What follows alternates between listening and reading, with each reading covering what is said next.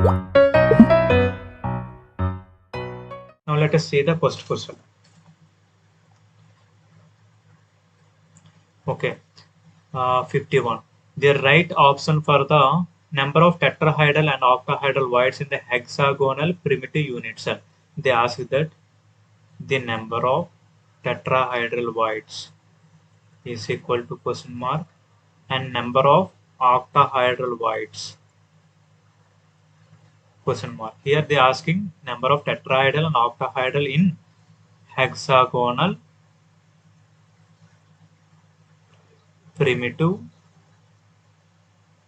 unit cell. This is a conceptual question, a formula from the textbook, that is the number of tetrahedral voids. The number of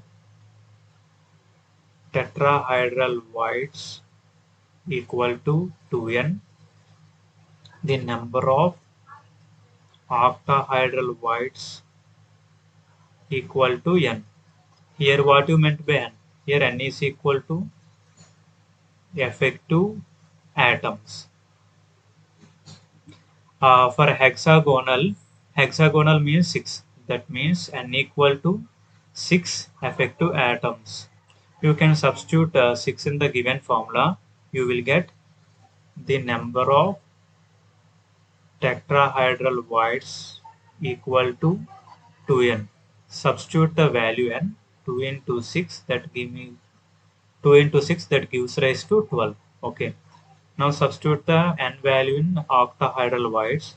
The number of octahedral voids is equal to n. That means here n value is equal to 6. The number of tetrahedral voids is equal to 12 and octahedral voids is equal to 6. Let us verify the given options. Okay, 12 is comes first. Okay, there is no other option. 12 comes at first. That's why the remaining options are eliminated. So our option is A is our correct answer.